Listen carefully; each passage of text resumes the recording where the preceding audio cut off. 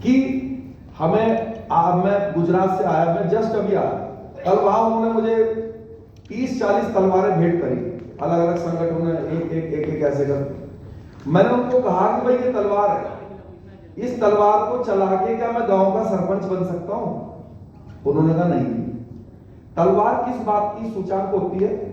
तलवार होता है हमारे पूर्वजों के वजह से हम तलवार इसलिए आदान प्रदान करते हैं, कोई दूसरा समाज नहीं करता।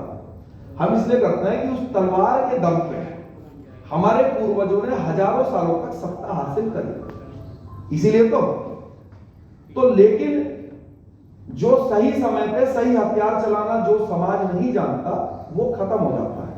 जब हमारे पूर्वजों ने तलवार का समय था तो उसको भली भांति चलाना सीखा, सत्ता हासिल करी। लेकिन जब मुगल आए तो वो तोप ले आए, तो उसके सामने तलवार फीकी पड़ गई तो उन्होंने सत्ता हासिल कर ली। उसके बाद अंग्रेज आ गए बंदूकें लेकर, तो उन्होंने उनको भी ढा दिया, तो उन्होंने दोनों के ऊपर सत्ता हासिल कर ली।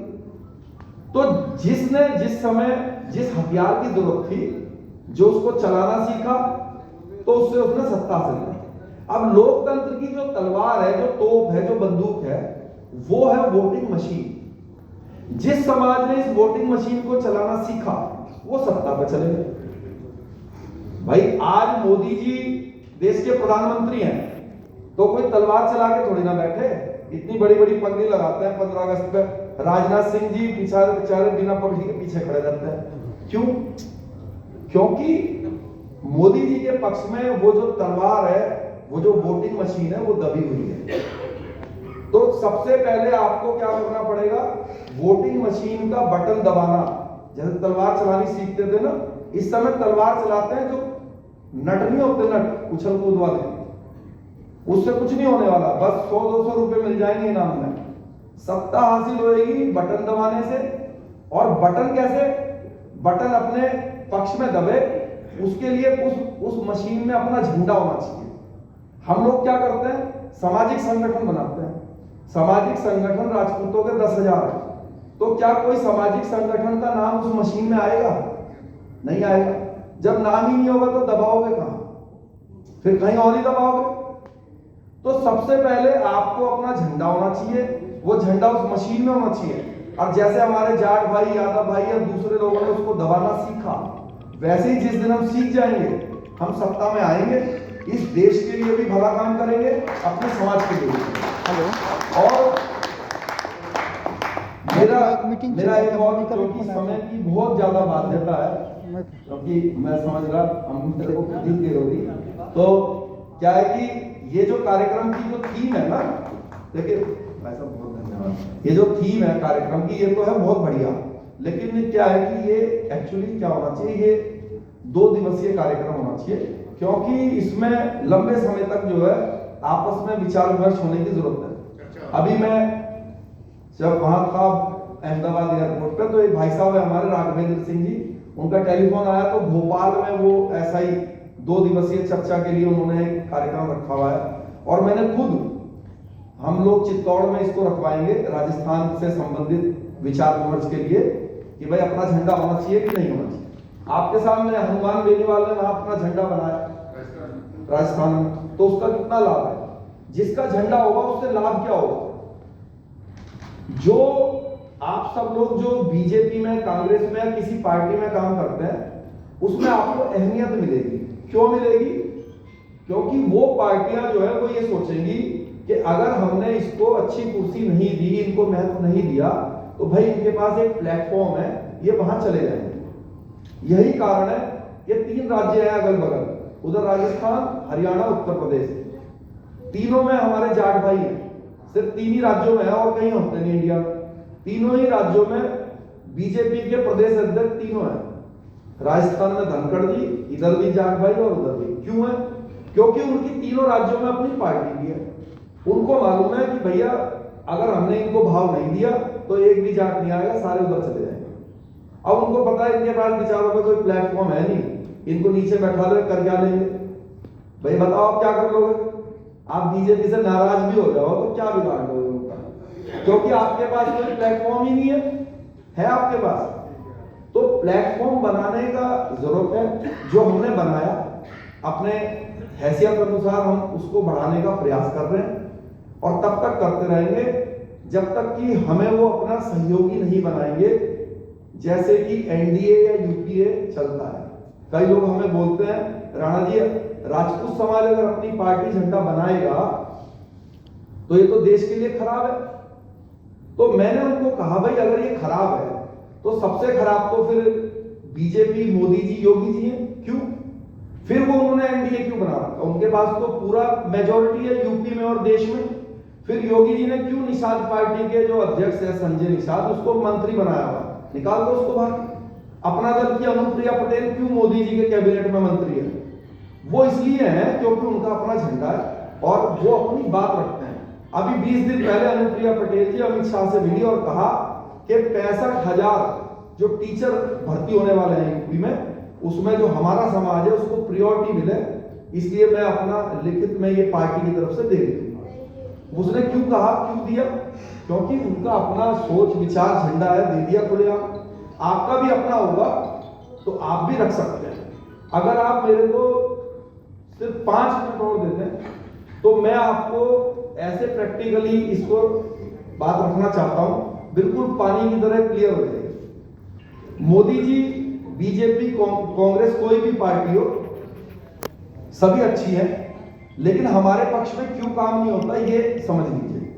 मान लीजिए आज बीजेपी है, मोदी जी है, मोदी जी बहुत अच्छे इंसान हैं। अगर वो ये सोचे कि यार ये क्षत्रिय समाज मुझे, मेरी पार्टी को पीढ़ी दर पीढ़ी वोट देता है, क्यों ना मैं इनके बच्चों को 5,000 रुपए बेरोजगारी भत्ता दे दूं। उनके मान लीजिए मन में ये विचार आ जाए तो वो अपने सचिव को बुलाएंगे और कहेंगे सचिव साहब एक काम करो भाई, फाइल बनाओ जल्दी से, 5,000 रुपए बेरोजगारी भत्ता बच्चों को, राजपूतों के बच्चों को देंगे, स्वर्णों के बच्चों को देंगे। अब वो चले गए। उसके बाद 2-3 दिन बाद मोदी जी के मन में फिर विचार आया कि यार ये चाइना, पाकिस्तान बहुत परेशान करते हैं, क्यों ना हम 25 राफेल विमान और खरीद लें। पहले भी खरीदे थे और खरीद लेते हैं 25। तो उन्होंने फिर अपने एक अधिकारी को बुलाया, कहा भाई एक काम करो, 25 राफेल खरीदने के लिए भी एक फाइल तैयार हो। अब दोनों फाइल तैयार हो गई 2-3 महीने के अंदर। फाइल तैयार होकर मोदी जी के पास आ गए। अब ये तब तक कागज के टुकड़े हैं जब तक इस पर संबंधित जो मंत्री है वो इस पर हस्ताक्षर नहीं करता। अब क्योंकि सरकार किसकी है देश में? सरकार है एनडीए की।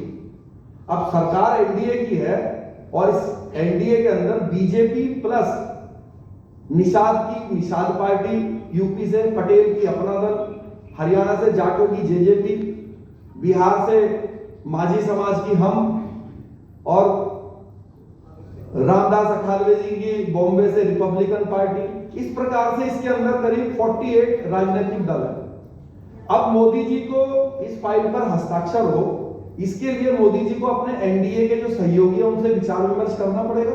भाई क्या पता ये जो फाइल बनी है इसका मंत्रालय किसी सहयोगी दल के पास हो, क्या पता इसका मंत्रालय जो अनुप्रिया पटेल हो, या एक बार मुलायम सिंह जी भी रक्षा मंत्री थे यूपीए में, क्या पता उनके पास हो, है? तो अब मोदी जी को मीटिंग करने के लिए बुला लिया मोदी जी ने एनडीए की, और 48 पार्टियों का एक एक नेता ऐसे बैठ गया जैसे आप बैठे हैं, और मोदी जी बैठ गए यहाँ, योगी जी बैठ गए उनके बगल में, राजनाथ जी बैठ गए, अमित शाह जी बैठ गए, मतलब बीजेपी की लीडरशिप बैठ गई यहाँ और सहयोगी दल के नेता बैठ गए वहां। इन्होंने पहली फाइल उठाई, कहा हम देश की सुरक्षा के लिए 25 राफेल खरीदने का विचार कर रहे हैं, आप लोगों का क्या कहना है? सभी ने तालियां बजाई, ऐसे हाथ ये थपथपाए, कहा आप खरीदिए, हम आपके साथ। उसके बाद मोदी जी ने दूसरी फाइल उठाई, कहा भाई 5,000 रुपए बेरोजगारी भत्ता हम स्वर्णों को देने का विचार कर रहे हैं, आप लोगों का क्या कहना है? तो सबसे पहले पासवान साहब ने हाथ उठाया। अब उनका भाई बैठा हुआ है मंत्री बन के, पारसनाथ जी, उसने कहा जी ये फाइल तो हम पास नहीं होने देंगे। फिर उसके बाद मोदी जी ने कहा अच्छा कोई बात नहीं। मोदी जी ने दूसरे को देखा, हाँ भाई आप बता दीजिए या अठावले साहब, उन्होंने कहा जी नहीं ये फाइल तो नहीं पास होने देंगे। फिर जो है निषाद पार्टी वाले से बोला, उसने कहा जी नहीं होएगा। फिर अपना दल वाले से, उसने कहा नहीं होगी। एक एक करके 48 के 48 ने कहा जी मोदी जी अगर ये फाइल पास करी तो हम समर्थन वापस ले लेंगे, सरकार को घेर देंगे। तो मैं ये जानना चाहता हूँ इस स्थिति में अपनी सरकार बचाएंगे या फिर आपकी फाइल पास करेंगे? सरकार बचाएंगे, सरकार बचाएंगे तो फाइल कहां जाएगी? ये जाएगी कूड़े के डब्बे में। अब प्रश्न ये है कि इन्होंने हमारा विरोध क्यों किया? तो उत्तर ये है कि निषाद पार्टी, अपना दल, ये दल, वो दल, क्या इनसे आपका कोई लेना देना है? नहीं है। जैसे आपका इनसे कोई लेना देना नहीं है, ऐसे उनका भी आपसे लेना देना नहीं है। उसने निषाद पार्टी इसलिए नहीं बनाई कि राजपूतों को 5,000 दिलाने हैं, इसलिए बनाई कि अपने समाज के बंदों को दिलाने हैं। तो उसका जैसे आपका उनसे कोई लेना देना नहीं है, उनका भी नहीं है, इसीलिए उन्होंने फाइल को आपके कूड़े में डलवा दिया। तो अब प्रश्न ये आता है कि ये फाइल पास कैसे होगी? तो पास ऐसे होगी, इसके दो तरीके हैं। पहला तरीका है कि हम इनको राजपूत समाज, वैश्य समाज, ब्राह्मण, इनको इतना समर्थन दें कि इनको इनकी जरूरत ही ना पड़े, इस फाइल को पास कराने की इनकी जरूरत ही ना पड़े। अब हमने बड़ा जोर लगाया राजपूतों ने और इनको पूर्ण बहुमत दिलाया, चाहे देश हो चाहे उत्तर प्रदेश। लेकिन ये हमारी कोई वैल्यू नहीं समझी, इन्होंने हमारी कोई वैल्यू नहीं समझी और पूर्ण बहुमत होने के बाद भी इनको एनडीए को खत्म करना तो बहुत दूर की बात है, ये इसमें आए दिन गिनती कर रहे हैं, बढ़ा रहे हैं।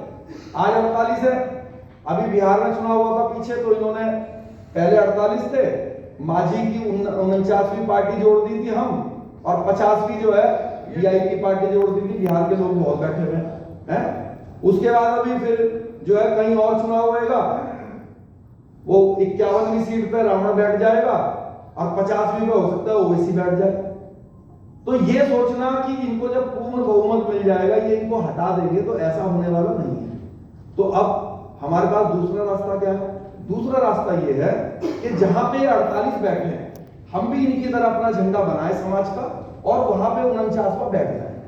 और जब मोदी जी कहें, जब मोदी जी ऐसी ही 49वां बना के वहां बैठ जाए, और जब मोदी जी कहें भाई हम देश की सुरक्षा के लिए 25 राफेल खरीदने का विचार कर रहे हैं, सबने तो ताली बजा के कहा था खरीद लो, लेकिन जब आपका प्रतिनिधि बैठा होगा तो वो कहेगा मोदी जी हमारे पूर्वजों ने इस देश के लिए कुर्बानियां दी हैं, आप 25 की क्यों बात करते हैं?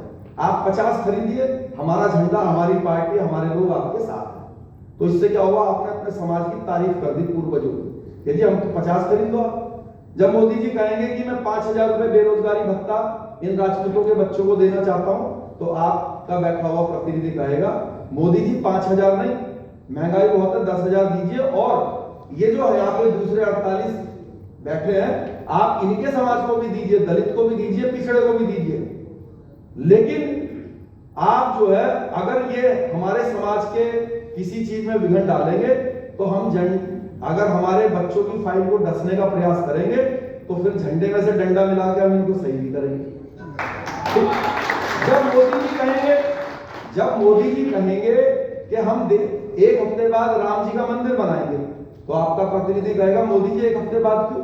हम तो प्रभु श्री राम के वंशज हैं, आप अभी मंदिर बनाइए, हम आपके साथ हैं। जब मोदी जी कहेंगे एक हफ्ते बाद पाकिस्तान पर सर्जिकल स्ट्राइक करेंगे, क्या कहना है? तो आपका प्रतिनिधि कहेगा मोदी जी एक हफ्ते बाद क्यों? आप इस दुष्ट पाकिस्तान को अभी खत्म कीजिए, हम आपके साथ हैं।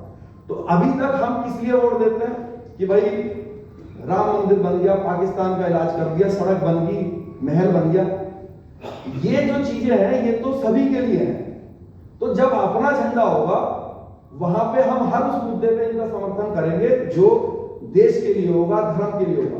लेकिन जैसे मोदी जी 1 लाख नौकरियां निकाल के कहेंगे कि ये नौकरियां मैं इनको दे रहा हूं, तब आपका प्रतिनिधि कहेगा मोदी जी भाई इसमें से इतनी नौकरी हमारे बच्चों को भी चाहिए। ठीक है? तो आपकी लड़ाई इनसे नहीं है, आपकी लड़ाई है इनसे। या तो इनको ये खत्म कर दें या तो हटा दें। जो भी यहाँ पे बोलता हो ना जी मोदी जी ये और वो, या तो मोदी जी को निषाद पार्टी और ये सब हटाओ यहाँ से। ये आपसे हमारे SC/ST कानून कैसे पास हुआ? मोदी जी तो इच्छा रखते थे कि नाव बने, सुप्रीम कोर्ट ने आदेश दिया और उसका सुप्रीम कोर्ट का आदेश दिया। ऐसी एनडीए की मीटिंग हुई, इन्होंने कहा आप राजपूत लोगों ने वहां धरना किया और दलितों ने उधर धरना किया, दोनों ने अपने अपने ज्ञापन भेज दिए यहाँ पे, और फिर इस पे ज्ञापन पे एनडीए की मीटिंग पे डिस्कस हुआ। मोदी जी ने कहा भाई सुप्रीम कोर्ट कह दिया कि ये बिना जांच के किसी को गिरफ्तार करना ठीक नहीं है। तो इनसे पूछा सबसे, हाँ भाई बताओ क्या करना है? तो इन्होंने कहा जी ऐसा है मोदी जी, आपको सुप्रीम कोर्ट ने बनाया कि हमने बनाया? अभी तेरे को कुर्सी से नीचे उतार देंगे। तो मोदी जी के बगल में राजनाथ जी बैठे थे, उन्होंने कहा राजनाथ जी बताओ कुर्सी का मजा आ रहा है? उन्होंने कहा जी बहुत मजा आ रहा है। तो उन्होंने कहा भाई मजा लेना है तो इनकी बात माननी पड़ेगी। तो उन्होंने कहा भाई ठीक है मान ले, सारे राजपूत गए भाड़ में, ले लेते हैं, अभी साइन करता हूँ। अब हमारे पास कई लोग होते हैं, वो आगरा में कोई कहता है कि मेरे को SC ST एक्ट लगा दिया फला, मैंने कहा मरो फिर, इनको तो और ज्यादा लगना चाहिए, जब लगेंगे तभी सुनोगे।